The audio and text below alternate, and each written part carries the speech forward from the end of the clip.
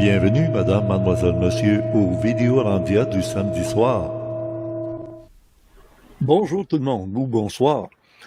Bien, cette semaine, on va rencontrer quelqu'un que vous avez beaucoup aimé, mais qui a tellement dérangé dans le sens où il nous amène de l'information extraordinaire, vraiment spéciale, et suite aussi à la présence de Pierre-Charles, c'est ça, Pierre-Charles Dubreuil la semaine dernière, le raélien. Il nous a parlé des Elohim, il nous a lancé des informations, et il y a des gens qui m'ont demandé, mais est-ce que ça contredit pas à l'Azira? Alors, Al Azira, vous l'avez connu il y a 2 semaines, 3 semaines, et je lui ai demandé de revenir pour nous donner ses réflexions. Pas en débat, puis en combat, puis en dire je suis meilleur ou c'est mieux. Non, non, ça n'a rien à voir.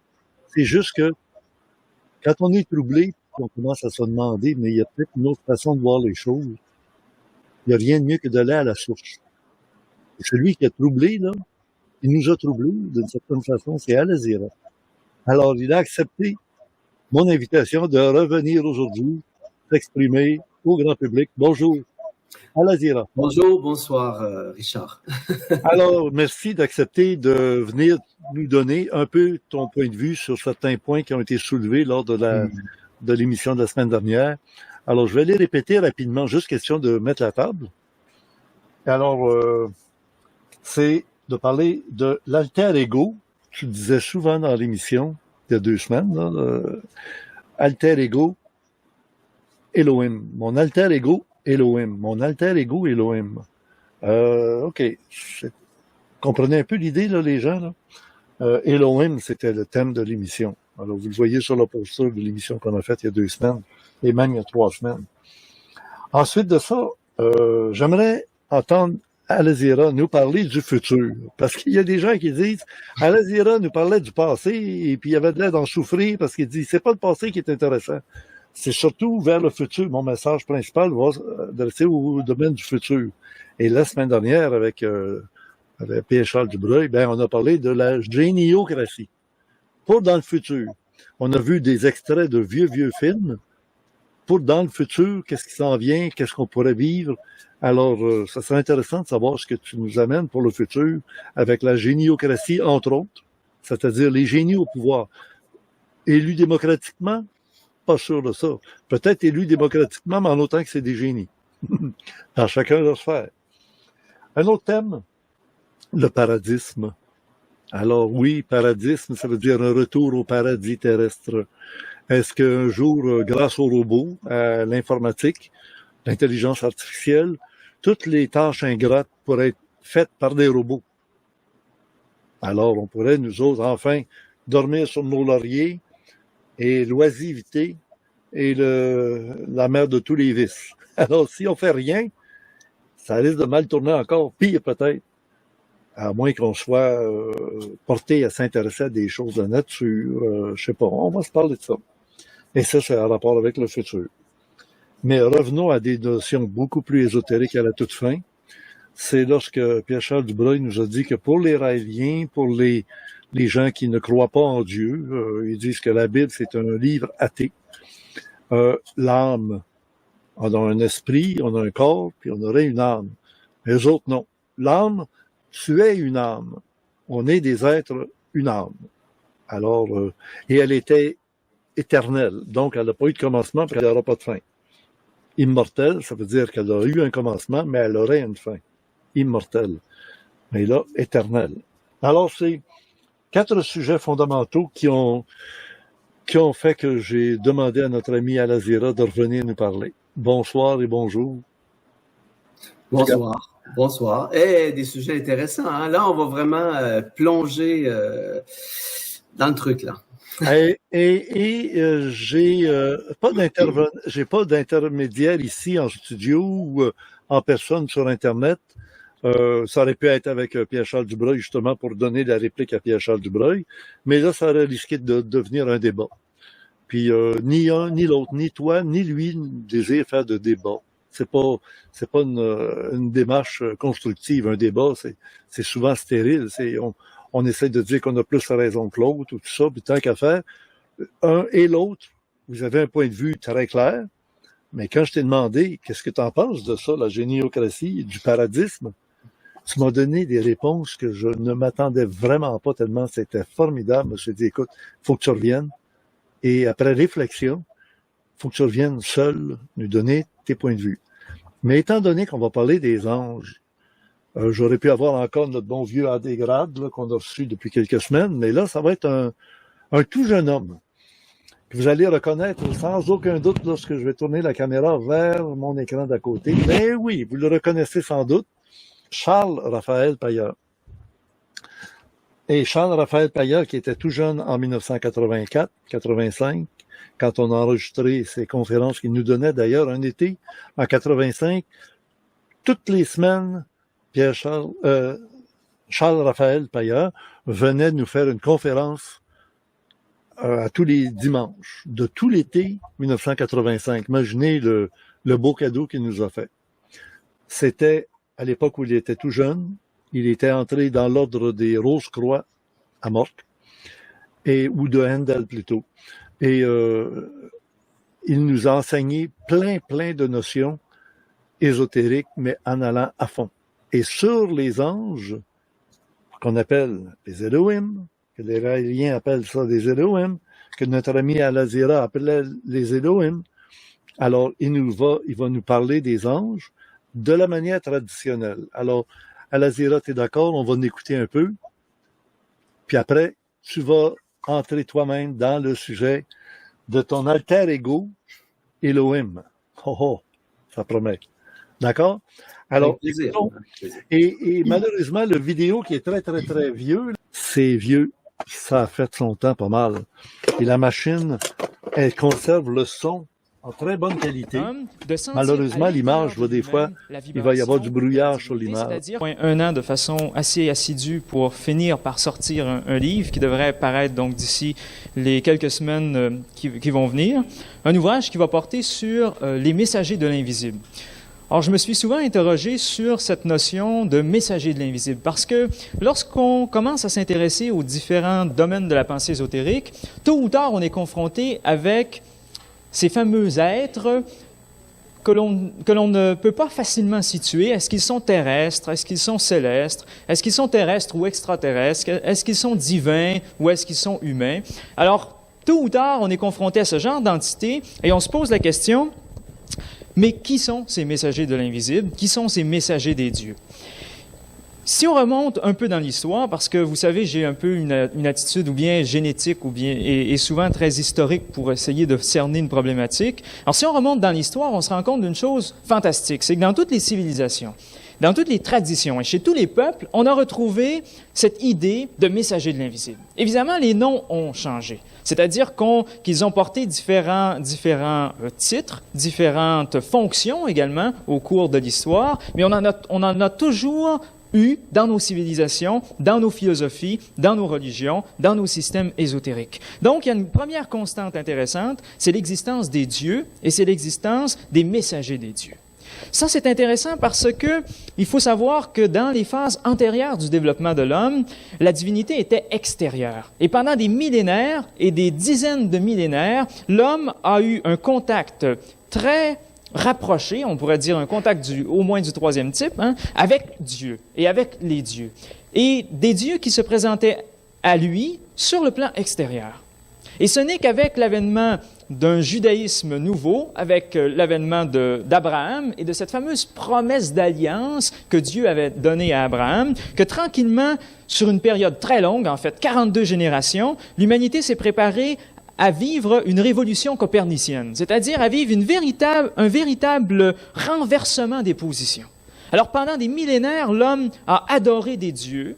C'est un peu ce que je voulais faire comme point la semaine dernière, a adoré des dieux et s'est rendu aux dieux, dans tous les sens de l'expression, en entrant en rapport avec ces entités extérieures et en les considérant comme étant les guides, des maîtres, ainsi de suite.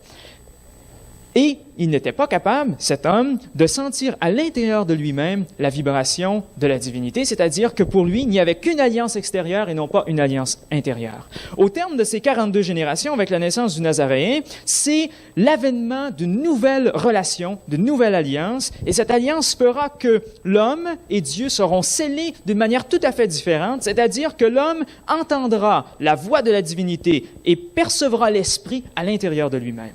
Et c'est pourquoi des hommes comme Hegel, le philosophe allemand Hegel, et ceux qui ont eu une perception rapprochée de ce que peut être véritablement l'esprit, ont commencé à réaliser que la voix de l'esprit, elle était à l'intérieur et que le travail, finalement, à un niveau futur d'évolution, se fera essentiellement dans un rapport, dans une relation qui sera établie à l'intérieur. Maintenant, si je vous dis cela, ce n'est pas pour rendre négligeable l'influence et l'intervention de ces messagers de l'invisible. Au contraire, je pense que le contact avec ces entités et le travail conscient avec ces entités est absolument essentiel.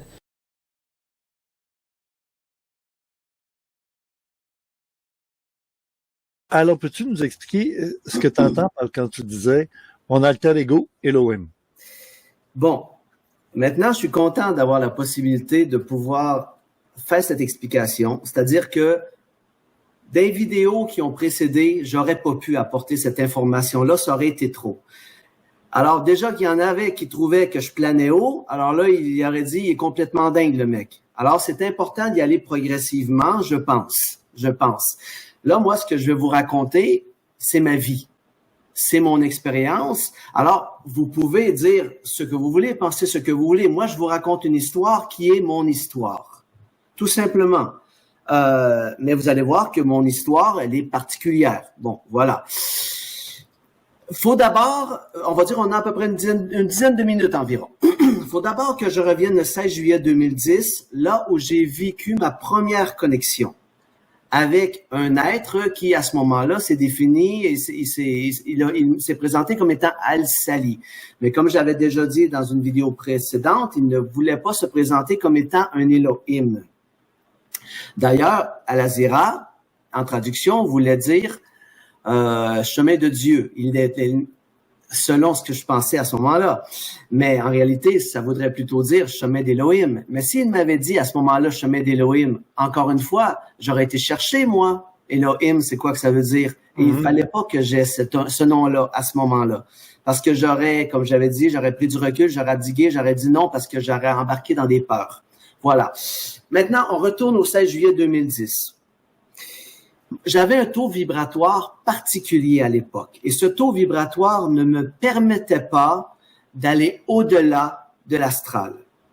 Donc, toute l'expérience qui est dépeinte dans le premier livre, Le Messager, le Nouveau Monde, a été vécue au niveau de l'astral. Mais au niveau de l'astral, dans des plans très supérieurs, dans un espace clos, comme dans une bulle, étant donné que je ne pouvais pas aller plus haut à cette époque. Donc, ça a été l'initiation s'est produite au niveau de l'astral. Mais comme je dis, on parle pas du bas astral, on parle des hauts plans astraux. D'accord? Ensuite de ça, on va dire 12 années après, je suis aujourd'hui en mesure de pouvoir transcender, aller au-delà de l'astral et aller à la rencontre de cet alter ego Elohim. Alors, j'explique un peu comment ça fonctionne. Moi, je suis le prolongement d'un Elohim, d'un extraterrestre. D'accord? Je suis le prolongement matériel, humain, d'un Elohim. Et il y a un échange entre les deux parties. Parfois, il m'est arrivé, lorsque je suis dans un bon alignement, lorsque je suis dans ma lumière, tout va bien, autant dans mon environnement extérieur que mon intérieur, il m'est arrivé, on va dire, d'avoir des moments, des espaces entre mon alter ego Elohim et ma partie humaine, et la partie humaine. Et j'explique comment ça se passe. Je me couche, je fais comme tout le monde, je me retrouve dans les réalités astrales pour permettre à mon corps astral de pouvoir se régénérer, se récupérer. Moi, qu'est-ce que je fais? Une fois au niveau de l'astral, je quitte mon corps astral et j'active une espèce de bouton de sécurité, bip bip, un peu comme un bouton sur une voiture, tu vois, un antivol, juste pour m'assurer que mon corps astral va être en sécurité et qu'il ne sera pas parasité le temps que je vais être à l'extérieur de la réalité astrale. Et là, je vais rejoindre ma partie réalisée Elohim. Et durant ce temps-là, l'Elohim réalisé, lui, descend dans la réalité matérielle humaine pour expérimenter à son tour la réalité humaine.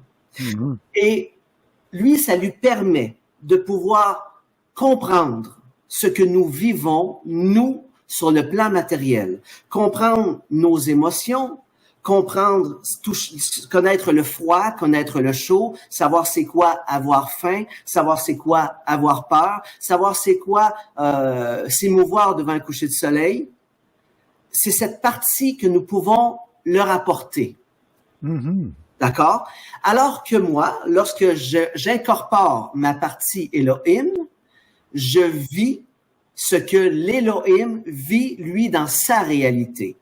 Et ça, c'est exceptionnel de pouvoir faire cet échange, on va dire, de bons procédés entre la partie humaine Elohim et la partie Elohim réalisée. Qu'est-ce que tu apprends quand tu es dans la réalité Elohim? Comme l'autre apprend des choses, des émotions et des sensations, maintenant de l'autre côté, qu'est-ce qui s'apprend? Là, c'est extraordinaire ce que je peux vivre. Je vais donner quelques exemples de ce que je peux vivre. Faut dire déjà que moi, en incorporant la partie Elohim, c'est comme si, à travers les yeux de l'Elohim, j'apprends à connaître la réalité de son environnement, ce qu'il est et toutes les facultés qu'il a également et toutes les facultés que les autres ont ensemble et le niveau vibratoire qu'ils peuvent atteindre lorsqu'ils sont réunis, par exemple. Alors que l'Elohim qui descend dans ma réalité regarde la réalité matérielle, le monde, à travers mes yeux.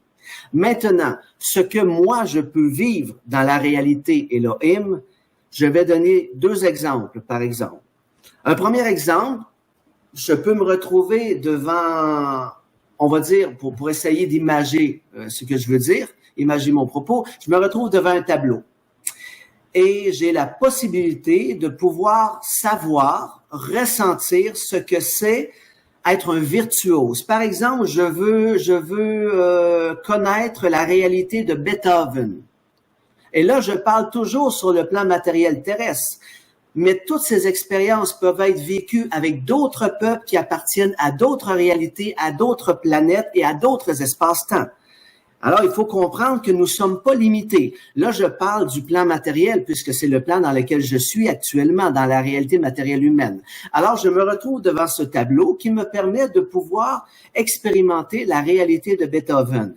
On va dire que j'appuie sur un bouton, j'intègre tout le savoir de Beethoven et ensuite de ça, arrive un piano et je suis en mesure de m'asseoir et avec tout le matériel de Beethoven que je viens de recevoir, eh bien là, soudainement, je deviens Beethoven. J'ai la capacité, la faculté de devenir Beethoven et de me mettre à jouer sur le piano. Et le but de l'exercice, c'est de pouvoir plonger à l'intérieur de l'expérimentateur qui est Beethoven et de ressentir tout ce que Beethoven a pu ressentir lorsqu'il créait sa composition, lorsqu'il jouait sa composition, toutes ces émotions qui le traversaient, et c'est vraiment les émotions d'un virtuose, les émotions d'un être qui avait atteint son art au paroxysme. Et ça, ce sont des expériences que tu peux vivre en tant qu'Elohim. Parce qu'il faut comprendre que les Elohim, ce sont des fanatiques de l'évolution de conscience. Que ce soit au niveau de leur travail, que ce soit au niveau de leur loisir, tout tourne autour de l'évolution de conscience. Ils n'en ont que pour ça. Alors, même leur loisir tourne autour de l'évolution de conscience. Alors, je donne un exemple. Je vais prendre une petite gorgée d'eau. Excusez-moi. Je me retrouve à une table. Nous sommes 12 Elohim. Et là, il y a un des Elohim qui se connecte à une mémoire de, par exemple, un Japonais de l'an 1500. Voilà. Il se connecte à cette mémoire et grâce à cette mémoire, il va matérialiser, par exemple, un menu japonais devant les yeux de chacun des Elohim. Il va y avoir, par exemple, un bol de riz, 2-3 sushis. Et là, chaque Elohim va pouvoir regarder, vivre l'expérience du regard du plat japonais, toucher, goûter et pouvoir vivre ce que c'est de pouvoir manger le bol de riz avec, par exemple, le sushi. Mais là, l'expérience ne s'arrête pas là.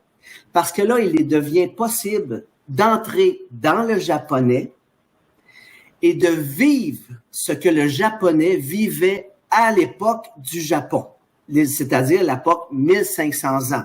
Donc, il va pouvoir entrer dans les émotions du japonais, voir comment le japonais comprenait l'environnement dans lequel il était, voir comment il évoluait, ses pensées, ses émotions, et ainsi de suite. Ils vont pouvoir vivre, par exemple, une journée avec le japonais, et lorsque le japonais entre chez lui, ils vont pouvoir transférer cette conscience expérientielle dans l'expérience, par exemple, de sa femme.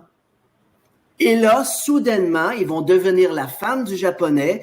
Ils vont pouvoir vivre l'expérience à travers les yeux et les pensées et les émotions de la femme. Et ainsi de suite. Alors, ils peuvent s'amuser comme ça, non pas pendant des heures, mais pendant des jours. Et leur plaisir, c'est vraiment de plonger à l'intérieur de l'expérience pour comprendre les êtres, comprendre les humanités. Et c'est illimité. C'est-à-dire qu'ils peuvent ensuite de ça prendre cette conscience, la transférer dans la conscience du chien, suivre le chien pendant sa balade et ensuite de ça plonger à l'intérieur de la conscience de l'épicier et ainsi de suite, et ainsi de suite, et ainsi de suite. Et parfois, c'est rigolo parce qu'ils se jouent des tours. Comme par exemple, ils vont métamorphoser un mets qui appartient à une tribu X et le mets, il est vraiment affreux. Et tu les vois, ils goûtent le mets, ils font des grimaces et ils rigolent parce que les Elohim rigolent. Ils ont une joie de vivre incroyable et ils ont cette énergie d'enfant. Et ça, c'est formidable. C'est vraiment formidable. Alors, ça, ce sont des moments de grâce. Ça m'arrive pas, je veux dire, c'est pas des moments que je peux vivre à tous les jours. Mais lorsque je vis un bon alignement, ça devient possible pour moi de passer au niveau d'Elohim carrément et l'Elohim de passer au niveau expérientiel humain. Maintenant, dernier petit point. Lorsque moi, j'arrive dans l'astral et que je quitte mon corps astral et que j'active bip mon système d'alarme, il n'y a pas aucun problème parce que je quitte mon corps astral. Donc, il est en sécurité, il n'y a pas de souci. Quand je reviens et que je réintègre mon corps astral, je n'ai pas le choix de désactiver mon système d'alarme avant d'entrer dans mon corps astral. Et là, parfois, je me fais jouer des tours, c'est-à-dire que je peux apporter avec moi certaines énergies. Mais maintenant, ce n'est pas, par exemple, des entités de l'astral. Ce que je peux ramener avec moi, ça va être comme le résiduel d'une entité. J'explique. Imaginez qu'on marche sur le trottoir, d'accord? Il pleut, il y a une flaque d'eau sur le bord du trottoir, passe un camion et il nous arrose et on reçoit la boue. On retourne à la maison, mais on ne ramène pas avec nous le camion. Mais on ramène avec nous nos vêtements qui ont été souillés. Et là, on a une seule chose à faire, c'est de nettoyer nos vêtements et de prendre une bonne douche. Et moi, c'est exactement la même chose. Lorsque je reprends conscience, lorsque je me réveille le matin et que je me rends compte que, par exemple, j'ai des émotions qui me traversent, des peurs, de la colère, de la tristesse. J'ai des pensées qui me viennent comme par exemple, tu y arriveras pas, fais pas ça, non, c'est pas possible, tu seras pas capable. Je sais d'emblée que j'ai été parasité lors de mon incorporation. Et là, simplement, je vais prendre une douche, Je m'en vais faire une petite balade dans les bois, je mange, je me réancre et ça disparaît au fur et à mesure de la journée. Là où je veux en venir, c'est qu'il faut faire attention avant de dire à une personne ou de croire que nous avons des entités qui nous parasitent. Pour que des entités nous suivent dans notre réalité, c'est qu'ils ont vraiment besoin de lumière. Et il y a une raison. La plupart du temps, on va dans l'astral, on côtoie certaines énergies, on se réveille, on ramène avec nous des restes, des résidus, et parfois on prend ces résidus comme étant l'entité en tant que telle, alors que c'est juste des résidus. Voilà. Peut-être que j'ai bifurqué un peu de ma voix. Non, d'accord. Moi, j'ai de la misère à saisir entre le corps physique, matériel, et le corps astral. Oui. Et tu dis, je réintègre mon corps astral. Oui, mon corps. Quand tu t'en vas là-bas, ton corps physique, il est comme au stationnement, la clé, on éteint le moteur, on éteint tout. Oui, il y a mon corps physique. Tu sais, je dis par exemple que je vis l'expérience en dormant. Ça m'est arrivé de ne pas la vivre en dormant, mais on va dire en dormant. Oui, c'est ça. On va dire en dormant. Bon, je m'endors. Mm-hmm. Donc, comme tout être humain, je m'élève avec mon corps astral, je m'en vais dans l'astral pour me recharger d'énergie. La plupart du temps, les gens vont demeurer dans l'astral et il va y avoir plein de choses qui peuvent être vécues au niveau de l'astral et apparaître le monde des rêves et tout ça. Voilà. Il demeure dans la réalité astrale parce que c'est la réalité qui est en lien avec l'expérience humaine. D'accord? L'astral a été créé pour accompagner l'être humain. Et quand tu vas rencontrer l'Élohim, par quel procédé tu vas? C'est à ce moment-là que je quitte la réalité astrale et on va dire par mon esprit, j'arrive à incorporer vibratoirement la réalité de l'Élohim. Tu as déjà entendu parler de le cordon d'argent? Oui, mais le cordon d'argent, c'est le fil d'Ariane, c'est ce qui nous retient au corps astral. Au corps astral, c'est ça. Donc, tu n'as pas de fil qui te retient, ton esprit s'en va libre totalement. Oui, parce que je quitte l'expérience de la méthode. J'ai comme une comment je pourrais dire le mot?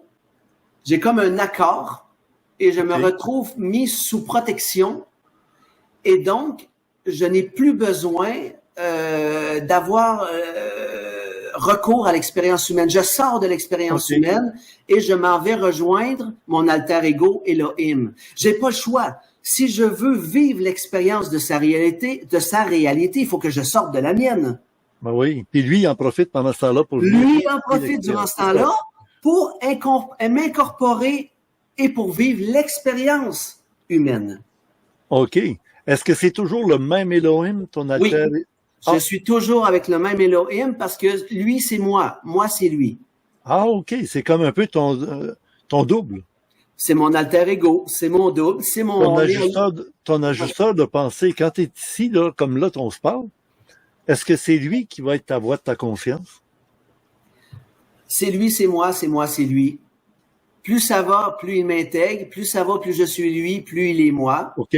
Moi, je me disais, quand tu me dis, je monte là-bas, pas avec le corps astral ni le corps physique, évidemment, à moins de monter en ovni, là, mais et quand tu montes en esprit, est-ce qu'on pourrait pas remplacer le mot esprit par tu montes en conscience là-bas? Oui, tout à fait, tout à fait. Moi, je m'y perds avec tous ces mots, hein.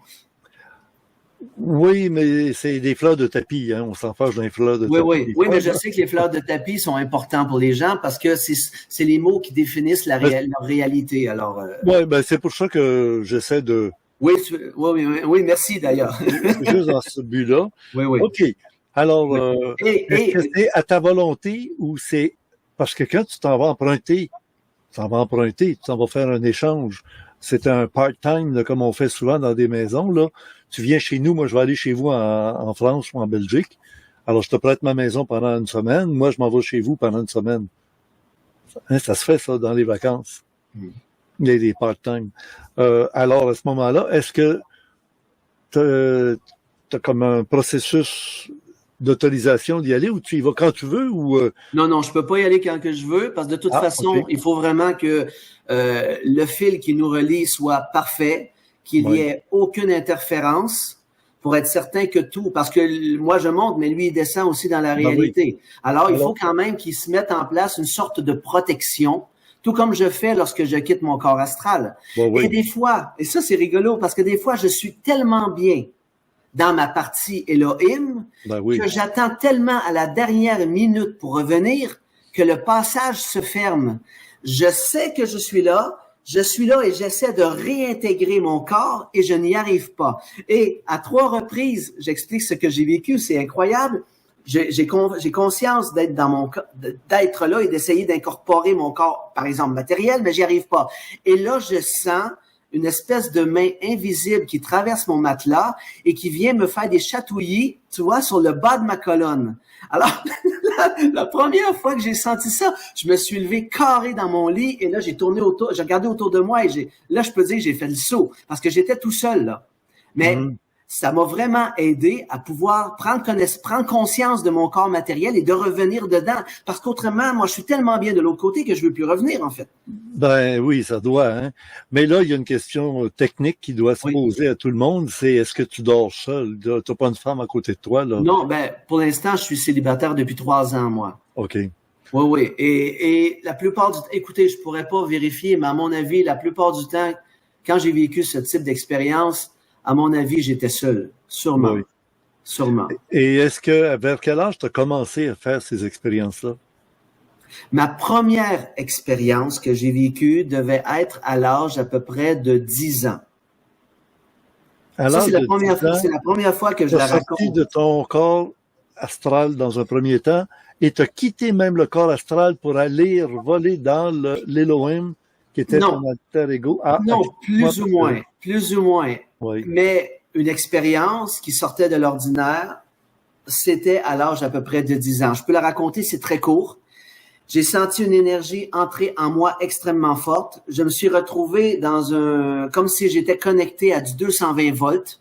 Je sentais tout mon corps d'enfant qui vibrait très, très, très intensément. J'étais figé sur mon lit.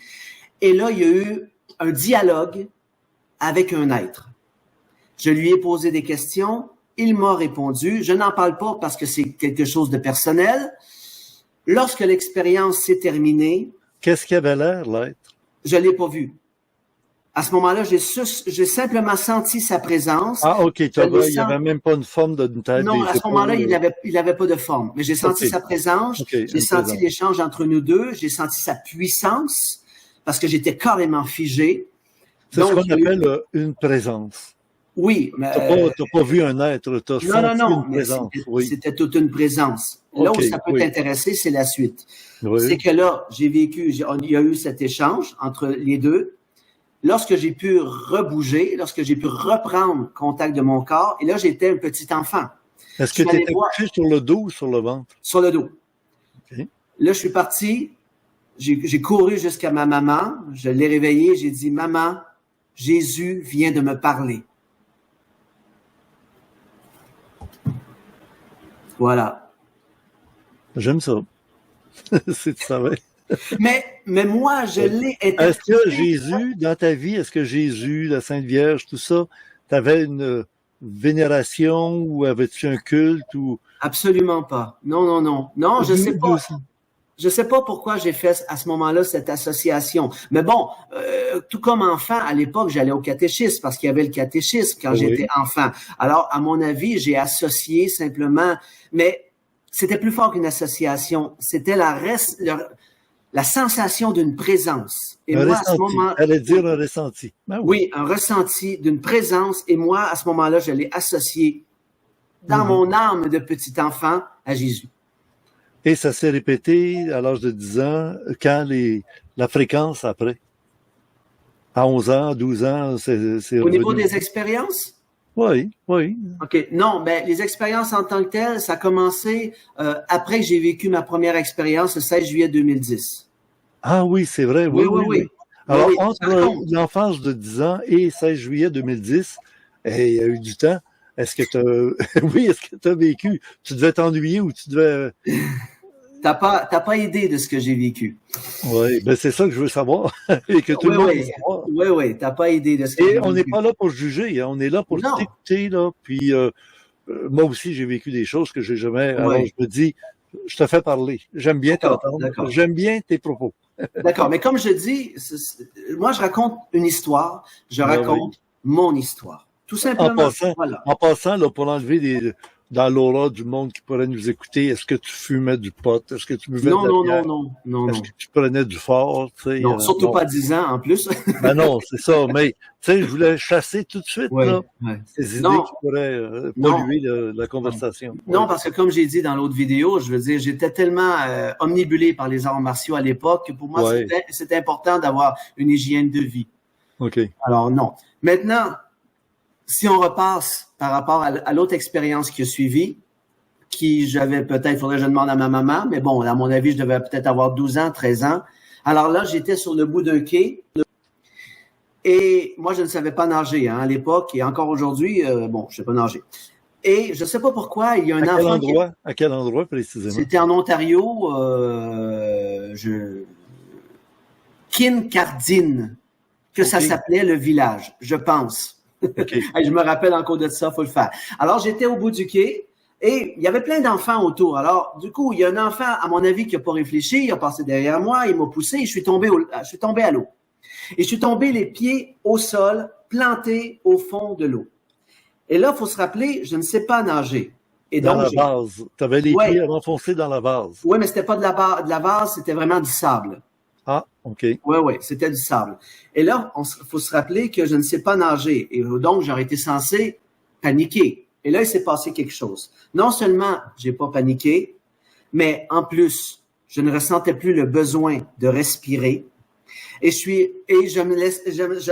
peux en parler parce que je le ressens encore. Je me sentais bercé par les flots. Et c'est comme si les flots m'avaient amené dans un état où j'étais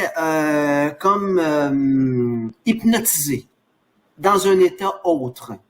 Donc, je n'avais pas besoin de respirer, j'étais bercé par les eaux, et là, j'ai senti une capacité en moi que je n'avais jamais ressentie. C'était la faculté de transcender la matière. C'est-à-dire que par le seul pouvoir de ma volonté, j'arrivais à voir au fond des eaux et à traverser jusqu'à voir le bout du lac qui était peut-être à 3-4 kilomètres. J'arrivais à percer la molécule du grain de sable et tout ce que je regardais autour de moi, c'était comme toutes des gouttelettes d'or. Et je voyais les reflets du soleil qui entraient dans l'eau et qui reflétaient toutes les gouttelettes d'or. Et à un moment donné, je sens une main, tu vois, qui se glisse, qui part comme ça, tout doucement, comme si elle me donnait une caresse. Elle attrape mon poignet et me tire doucement. Et là, moi, comme un enfant tout gentil, obéissant, je suis la main et j'étais là et je regardais autour. J'étais omnibulé par ce que je voyais. J'étais vraiment dans un état extatique. Et là, je sens la main et l'on contourne le quai. Et soudainement, je sors la tête de l'eau. Je regarde autour de moi. Personne. Et ma mère, elle était complètement à l'autre bout de la plage et elle se faisait bronzer sur la plage. Personne n'a eu connaissance de quoi que ce soit. Ça a duré combien de temps l'ensemble? Je ne saurais pas dire. Peut-être 5 minutes, je ne sais pas. On entre dans un espace où le temps n'existe plus. T'as-tu tenté de revivre cette expérience-là en te plongeant toi-même à l'eau pour voir? Ah non, parce que je suis toujours resté avec cette peur. C'est incroyable parce que ça aurait peut-être pu me guérir de la peur de l'eau. Ah ben non, je suis resté quand même. Ça, c'est une des peurs qui est restée en moi, la peur de l'eau. T'es né avec cette peur-là? Je sais pas. Peut-être c'est une vieille mémoire. Il y a 4 semaines, mon invitée, qui est une femme de la région de Granby, aujourd'hui, elle est adulte. Quand elle était petite, elle a été plongée sous l'eau et elle a été récupérée à vivre l'expérience en respirant sous l'eau pendant 30 minutes. Elle a écrit un livre sur son histoire. C'est pour te dire, ici, à Ésotérisme expérimental, je reçois des gens qui semblent très, très spéciaux, mais oui, vous avez l'opportunité de l'expliquer, ce que vous avez vécu, et elle a été très, très aimée de la part de mon public parce qu'ils ressentent la vérité dans ses propos. Et à part d'écrire son livre, parce qu'il y a tellement de gens qui me demandent des détails de mon histoire, au lieu de prendre 2 heures à répéter à tout le monde qu'est-ce que j'ai vécu, ben voilà le livre. Alors, je t'amène sur un deuxième point. On vient d'avoir la réponse là, à la première question que le monde disait de lui poser. C'était l'alter ego Elohim, qu'est-ce que c'est? On a une bonne idée maintenant. Serait-tu donné à tout le monde d'avoir un Elohim? Dans la tradition de Raphaël Paillard chrétienne, on va dire c'est l'ange gardien. L'Elohim qui est attitré à chaque personne a son ange gardien. On nous dit, il prend en note tout ce que tu fais de bien et aussi il peut te protéger, te retenir pour pas que tu te fasses frapper par une automobile. Il peut te conseiller. Tu l'entends te donner des conseils précis. Va pas faire ça. Ou va faire ça.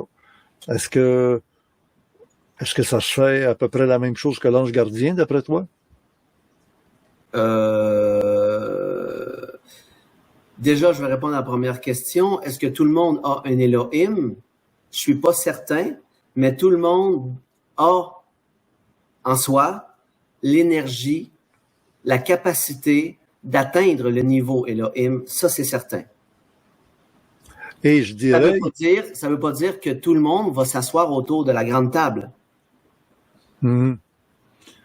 Et je dirais, il faut aussi accepter les propos de nos enfants quand ils sont jeunes, qui nous disent « j'ai vu, j'ai vécu, j'ai ressenti telle chose ». Écoutez-les, laissez-les exprimer et pas le rabrouer en le ridiculisant ou tout ça. Je pense que notre public, il n'y a pas de danger là-dessus.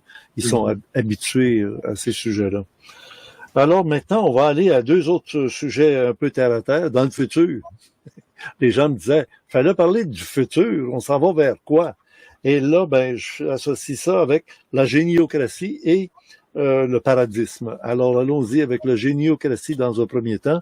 Les génies au pouvoir, on dit qu'on est mal dirigé, on a les dirigeants qu'on mérite, mais quand on commence à se rendre compte qu'on a peut-être épargné la planète Terre d'une guerre mondiale le 24 février 2023, qui était pour être l'anniversaire de l'entrée en Ukraine de Poutine, exactement le 24 février l'année d'avant, tout a été arrêté. Alors, est-ce que la géniocratie, ça sera pas justement d'avoir des génies au pouvoir, assez géniaux, parce que le génie nous permet de prévoir les conséquences. On est écologique quand on est génial. On devrait, en tout cas.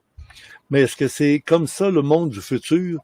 Est-ce que tu le vois évoluer dans un sens où plus tu es intelligent, plus on va régler les problèmes et plus avec l'intelligence mentale, d'autres parlent du supramental, qu'un jour on devrait être branché sur le supramental, donc fusion, et être capable d'éviter de faire des erreurs dans sa vie, puis d'entraîner des conséquences, évidemment. Il y a beaucoup de voies de réponse. Tous ces concepts sont des concepts qui peuvent être valables dans une réalité expérientielle matérielle. Ce que je veux dire, nous sommes dans un monde où, je sais pas, les gens vont sûrement se souvenir de cette espèce de maxime qui dit l'être humain, il est obligé de se rappeler des erreurs passées pour ne pas les reproduire. Ça, c'est un concept qui s'adresse à la réalité matérielle actuelle, donc le cycle adamique, mais ne peut pas s'adresser à la réalité du nouveau monde. Parce que dans le nouveau monde, l'être humain n'a pas besoin de se rappeler de ses conneries, parce que dans le nouveau monde, l'être humain n'en fait pas de conneries. À cause de sa conscience qui est très, très élevée. Parce qu'il est connecté ici. Par le cœur. Mais nous, on est obligé d'établir des concepts, de se souvenir du passé, parce qu'on est dans un fil expérientiel. On n'a pas le choix. Autrement, on s'autodétruit. On n'a pas le choix. Ça fait partie de l'expérience. Mais si on essaie de comparer le nouveau monde et peu importe, la géniocratie, et peu importe, ça ne se compare pas.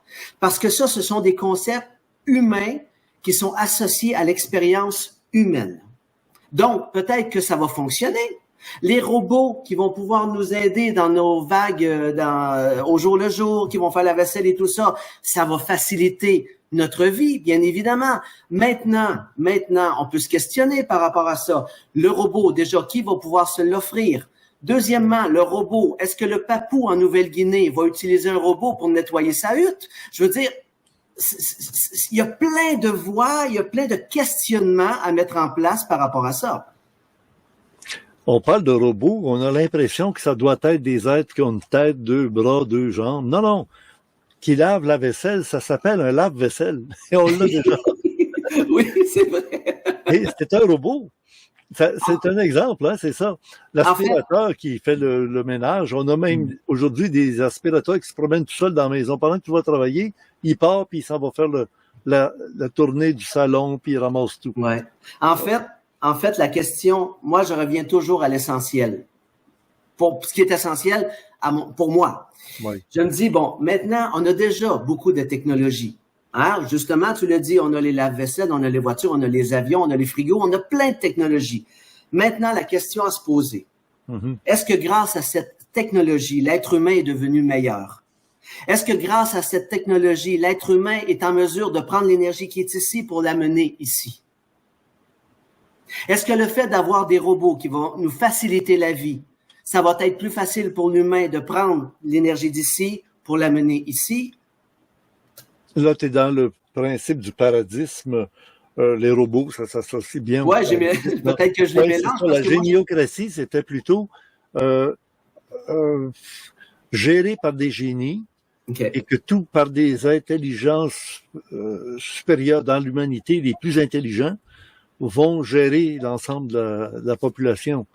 Au lieu d'être des psychopathes, au lieu d'être des orgueilleux, des avaricieux, des gens qui vivent des fameux 7 péchés capitaux, là, tu sais, là, l'envie, l'avarice, la gourmandise. Déjà, je suis désolé si j'ai bifurqué vers autre chose.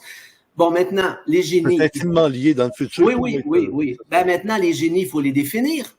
Comment on va faire pour les définir? Déjà, il faut définir l'intelligence. Comment on va définir l'intelligence? Après ça, il faut définir la conscience. Comment on va la définir, la conscience? Où on va la situer dans le cerveau, la conscience? Hein? Ça devient extrêmement difficile. Et ce sont des problèmes qui sont associés à l'expérience humaine actuelle. Mais elles ne peuvent pas être associées à ce nouveau monde. La conscience n'est pas associée au cerveau. Ça, c'est Mario Beauregard, un spécialiste du cerveau qui a vraiment étudié la chose avec des petites religieuses qui ont été testées au moment où ils avaient un extase avec Jésus. Des carmélites dans les ERM, là, où on analyse le cerveau. Et la conscience, dans le corps physique, il y a une jouissance, une perception, mais la conscience, c'est pas cérébral. C'est un peu comme tu viens de l'expliquer dans ton exposé sur l'alter ego Elohim. C'est pas de l'astral non plus. C'est whoop, puis là, au niveau au-dessus, c'est ça que je te disais, ton esprit qui va rejoindre l'Elohim, ton esprit, ça pourrait être la conscience. Tu as dit oui, ça peut être la conscience. Oui. Alors, c'est ça, c'est pas dans le cerveau. On s'entend là-dessus. Non, absolument pas. Parce que le cerveau, même si on utilise juste 10%, il est extrêmement limité. Le cerveau, c'est un cerveau matériel pour fonctionner dans une réalité matérielle expérientielle. Et là, si on essayait avec notre cerveau d'intégrer tout le savoir, toute la connaissance que les Elohim ont amassé depuis les débuts de l'expérience, il sauterait le cerveau. Il est incapable de pouvoir supporter tout ça en un seul moment. Donc, il y a tout un travail de préparation pour devenir des éventuels Elohim. Alors, le futur pourrait se résumer avec si la civilisation évolue dans la bonne direction par le bon chemin, on développe notre conscience jusqu'à un point tel où il n'y aura pas de malin, il n'y aura rien de laid, de méchant. Moi, je dis toujours, il faut aller vers le beau, bon, bien. Alors, le laid, on oublie ça. Le bon, ben, c'est le méchant, le contraire, le mauvais, le bon, et le bien plutôt que le mal. Alors, s'il n'y a plus de mal, de méchant, de laid, tout est beau, bon, bien. Et on est dans une société à peu près parfaite. Ce que j'apporte est valable parce que ça permet de comprendre qu'on crée notre réalité. Maintenant, elle est limitée par la réalité dans laquelle on évolue. Tu n'as jamais été confronté à des démons, à des forces du mal, à des êtres humains méchants? Mais tout à Je fait. pars de très haut, mais je peux descendre aussi dans le terre à terre. Dans ta Oui. carrière, Oui. as-tu eu des individus envieux, des individus méchants ou par orgueil, ils veulent te faire faire des choses ou te dominer? OK. Faut connaître mon parcours. J'ai été initié au chamanisme pendant 3 ans. Et ce 3 ans-là... Le chamanisme amérindien, là, indien? Oui, mais pas le chamanisme folklorique. Je parle du véritable chamanisme. Oui, le mot chaman, ça vient de Sibérie. Ah oui, d'accord. On est loin de là, oui, c'est pour ça. Alors, en fait, je vais faire Ici, on va parler des medicine men. Oui, je vais faire court parce que sinon, on embarque sur un autre sujet. Ça pourrait faire une émission complète par rapport à ce que j'ai vécu. Mon cher. Oui, ça pourrait faire avant que tu t'en ailles en Europe, là. Parce que tu pars au mois de septembre, tu nous as dit, en septembre ou en octobre? Je pars en septembre. Septembre, octobre et novembre, je vais être là-bas. Mais on peut toujours faire une émission même si je suis là-bas. Ça, c'est pas grave. OK, ben oui, c'est vrai. Oui, bien sûr. Ben oui, génial. Bien sûr. Alors, mais oui, pour répondre à ta question, j'ai été confronté parce que dans mon évolution personnelle, je devais le vivre.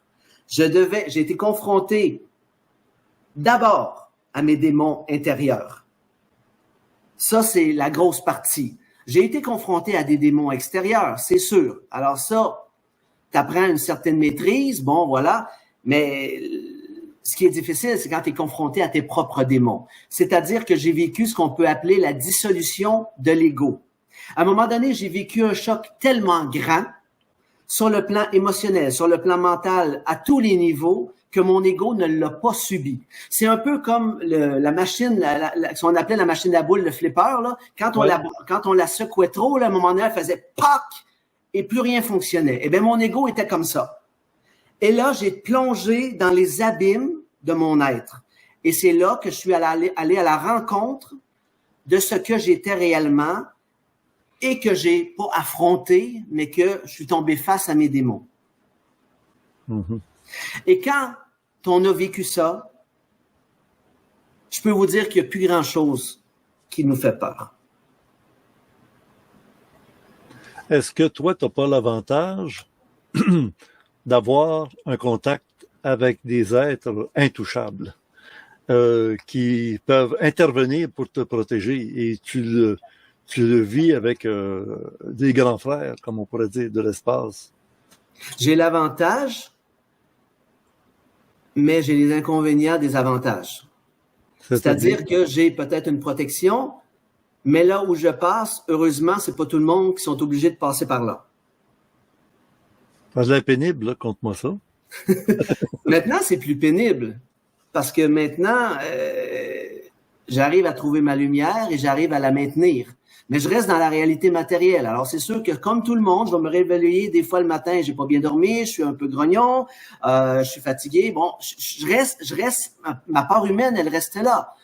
Mais maintenant, ça va. Parce que je retrouve rapidement mon équilibre, ma lumière et j'arrive à la maintenir. Mais avant d'en arriver là, c'est un travail qui m'a demandé 12 ans. Et là, on parle d'un travail où des fois, tu te réveilles en plein milieu de la nuit, en plein milieu du corridor et tu vomis tes tripes. Tellement que c'est éprouvant. J'aimerais bien dire aux gens que c'est les petits nuages roses, les petits nuages bleus, que tout va se faire tout seul. Mais dans mon cas, c'est pas ce que j'ai vécu. Mm-hmm. OK. Mais j'avais les capacités de traverser tout ce que j'ai traversé. Et c'était décidé que j'aurais de l'accompagnement aussi. Parce qu'à un moment donné, il faut de l'accompagnement. Parce que on se sent très seul dans tout ça.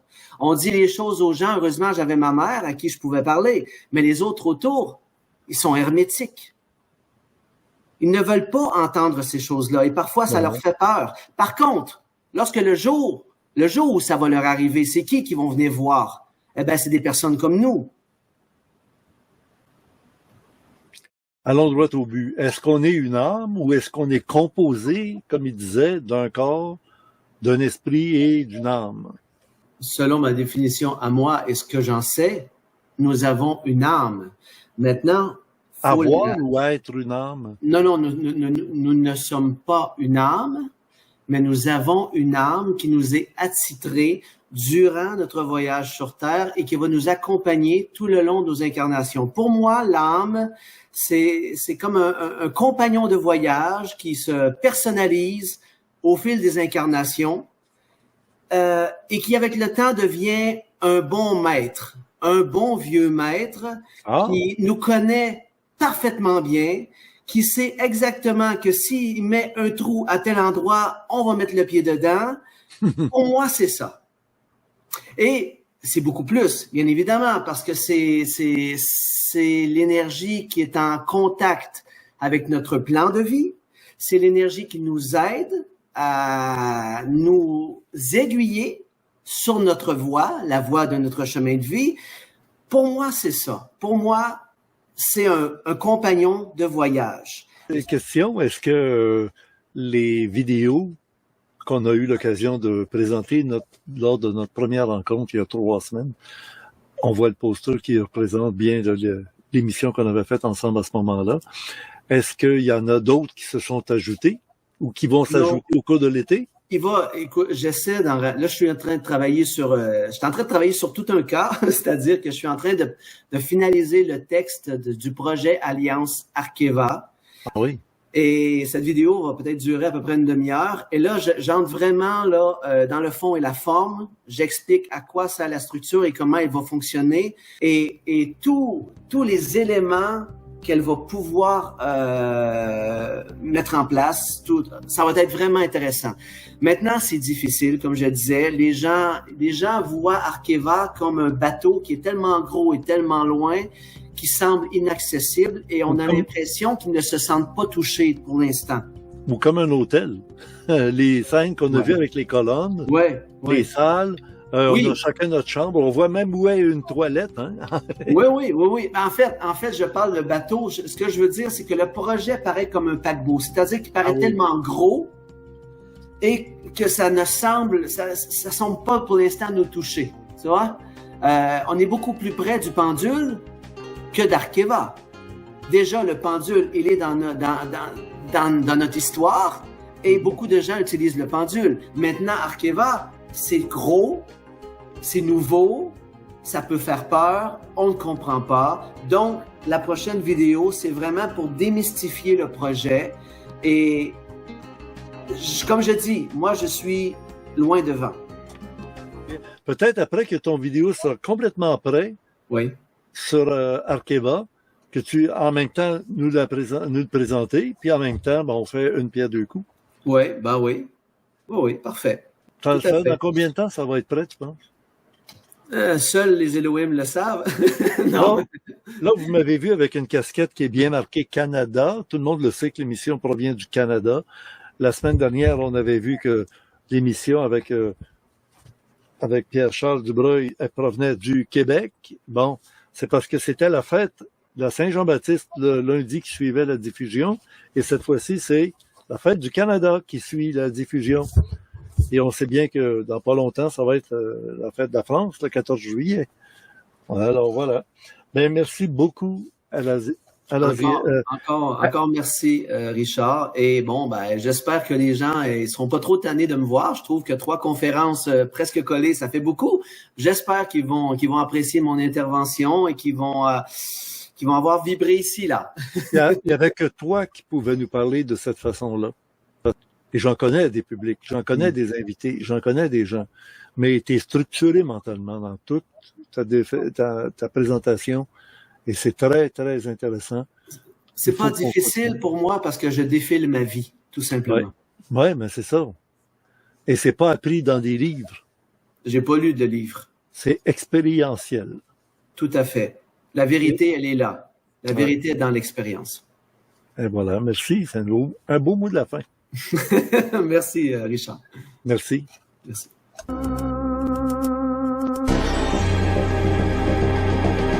Pour les abonnés au club créé à l'adresse orandia.ca, de bonnes nouvelles.